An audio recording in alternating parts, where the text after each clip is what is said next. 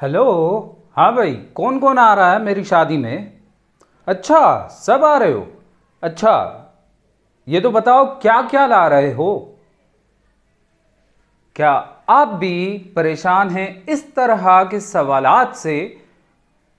क्या आपको भी मसला होता है इस तरह के सेंटेंसेस को इंग्लिश में ट्रांसलेट करने में? तो आज के बाद आपका ये मसला भी हल होने वाला है। वीडियो का टाइटल तो आप लोग देख ही चुके होंगे कि ये है पार्ट 2 WH क्वेश्चंस का। इससे पहले मैं एक और पार्ट बना चुका हूं, पार्ट 1। अगर आपने वो पार्ट नहीं देखा है तो मैं डिस्क्रिप्शन बॉक्स में लिंक दे दूंगा, आप पार्ट 1 को देख सकते हैं।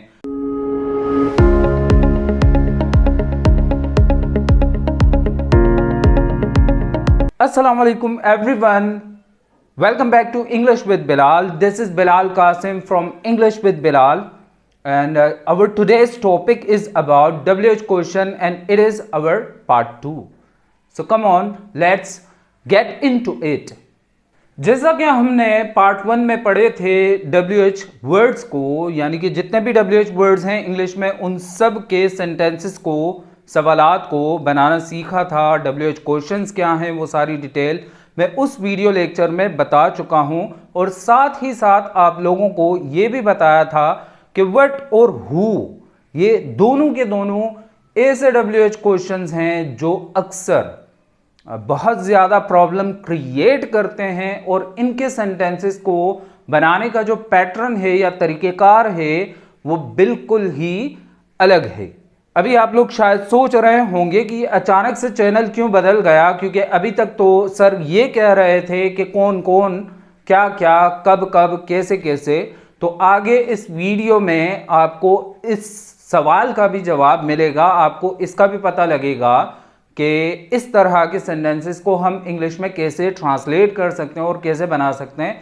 मगर उससे पहले हम बात करेंगे हु और व्हाट की, कि अगर हु से हमें WH क्वेश्चन बनाना है तो हु से हम किस तरह WH क्वेश्चन को बना सकते हैं। तो इसका फार्मूला बहुत ज़्यादा सिंपल है, बहुत आसान है। सिर्फ और सिर्फ आपके पास कॉन्सेप्ट होना चाहिए, और कॉन्सेप्ट क्या है तो चलें देखते हैं उस कॉन्सेप्ट को। देखें, हमें पता है कि अगर हमें सिंपल सेंटेंस बनाना है तो सिंपल सेंटेंस को हम तब तक के नहीं बना सकते हैं जब तक कि हमारे पास सब्जेक्ट, वर्ब और ऑब्जेक्ट ना हो। अब ऐसे सवालात जिनको आपने हु से बनाना है, उन सवालात को बनाने के लिए आपको करना क्या है? सिर्फ एक छोटा सा काम करना है, और वो एक छोटा सा काम क्या है? आपने इस सब्जेक्ट, वर्ब और ऑब्जेक्ट में से इस सब्जेक्ट को कर देना है गायब। कैसा? ऐसे। ठीक है, आपने इस सब्जेक्ट को कर देना है गायब। इस सब्जेक्ट को करेंगे गायब, और इस सब्जेक्ट की जगह पर हम रख देंगे हु। ठीक है, अब जैसा कि मैंने फार्मूला, स्ट्रक्चर बताया, पैटर्न बताया, उसी पैटर्न के मुताबिक हम यहां पर इन सेंटेंसेस को देख लेते हैं जिनसे हमें अंदाजा हो जाएगा। जैसे हमारा सेंटेंस है शी नोज मी। ठीक है, शी नोज मी। अब यहां हमारा सब्जेक्ट है शी, ही इज स्टडीइंग, यहां ही, यू कैन स्पीक इंग्लिश, यहां हमारा सब्जेक्ट है यू।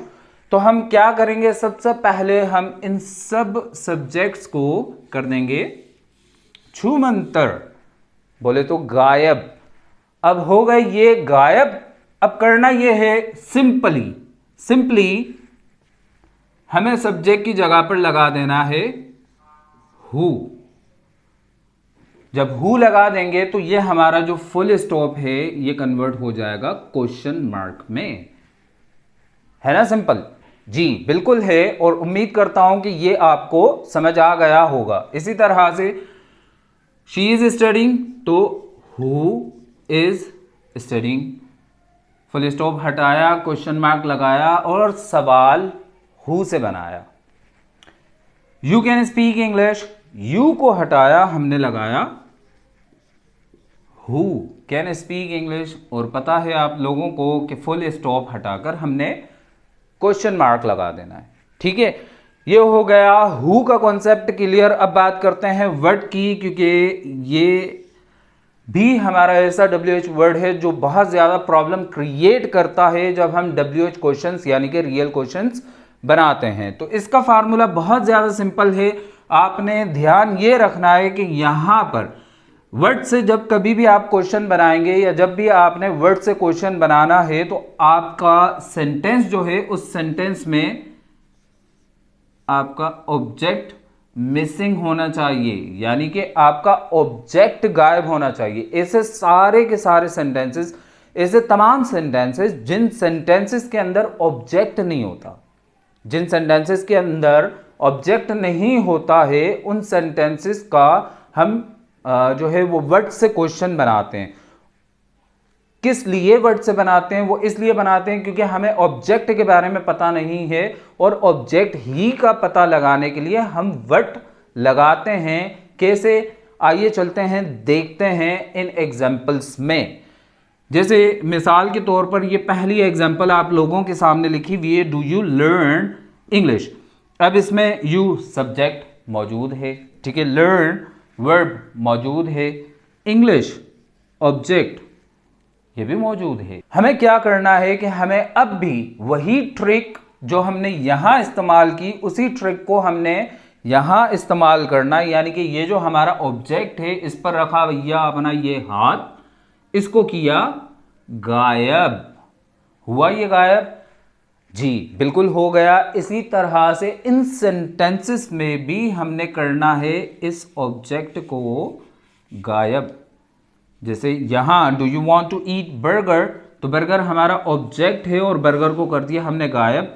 क्रिकेट, क्रिकेट हमारा ऑब्जेक्ट है, कर दिया हमने इसको गायब। हो गए भाई जब सब के सब ऑब्जेक्ट गायब, यानी कि अब हमें ऑब्जेक्ट का पता लगाना है। अगर हमें ऑब्जेक्ट का पता लगाना है तो हमें क्वेश्चन में, सवाल में क्या करना होगा? सवाल से पहले, इंट्रोगेटिव से पहले वर्ड लगा देना है, सिंपली, कुछ भी नहीं करना। जैसे व्हाट डू यू लर्न, अब पहले था डू यू लर्न इंग्लिश जिसमें ऑब्जेक्ट मौजूद था, अब ऑब्जेक्ट गायब है। अब हमें ऑब्जेक्ट ही का तो पता लगाना है कि भाई व्हाट डू यू लर्न, क्या आप क्या सीखते हैं, आप क्या सीखते हैं, ठीक है। Do you want to eat, क्या आप खाना चाहते हैं। अब क्या चीज हमें नहीं पता, ऑब्जेक्ट मिसिंग है। ऑब्जेक्ट का पता लगाने के लिए हमें पता है हमें यहां पर व्हाट लगा देना है। लो जी आ गया व्हाट और question mark. What do you want to eat, आप क्या खाना चाहते हैं, ठीक है। कैन यू प्ले क्रिकेट, तो what can you play, what can you play, आप क्या खेल सकते हैं। उम्मीद है हु और व्हाट का कॉन्सेप्ट आप लोगों को बिल्कुल क्लियर हो गया होगा। अब आ जाते हैं हम उस पर जो हमने वीडियो के शुरू में बात की कि कब कब, कहां कहां, कौन कौन। अगर इस तरह के सेंटेंसेस आ जाएं आप लोगों के पास और आपने उनको करना हो ट्रांसलेट, तो फिर आप क्या करेंगे? जैसे मैंने पूछा कि कौन कौन आ रहा है मेरी शादी में, तो मैं क्या कहूंगा? Who will come at my wedding. Who क्या लगता है? हु क्या लगता है? नहीं ना। तो क्या सॉल्यूशन है इस प्रॉब्लम का? टेंशन क्यों लेते हो, मैं हूं ना। इस प्रॉब्लम का सॉल्यूशन निकालेंगे हम यूं, चुटकियों में। कैसे? करना क्या है, आपने करना सिर्फ इतना सा है कि आपने ये जो हमारे सारे जितने भी WH वर्ड्स हैं, ठीक है, इनके अलावा और भी हैं, जो भी हमारे WH वर्ड्स हैं मैंने सिर्फ मिसाल के लिए यहां पर लिखे हैं। करना क्या है, आपने करना सिर्फ इतना सा है कि जो भी हमारे ये WH वर्ड्स हैं, जितने भी जो भी हमारे WH वर्ड्स हैं, इन सब के साथ हमने प्लस कर देना है, यानी कि जोड़ देना है, लगा देना है इन WH वर्ड्स के बाद। कौन सा वर्ड? सिर्फ ये एक वर्ड एल्स, ठीक है। क्या करना है? हमने सिर्फ लगा देना है ये एक वर्ड एल्स, और बस इस एक वर्ड एल्स को लगाने के बाद आपका ये वाला मसला हमेशा के लिए खत्म। कैसे? जैसे देखें, who will come at my wedding, okay. Who will come at my wedding, मेरी शादी में कौन आएगा। अब हमने पूछना है कि कौन कौन आएगा, तो कौन कौन के लिए हम हु और हु दो बार नहीं लगाएंगे भाई।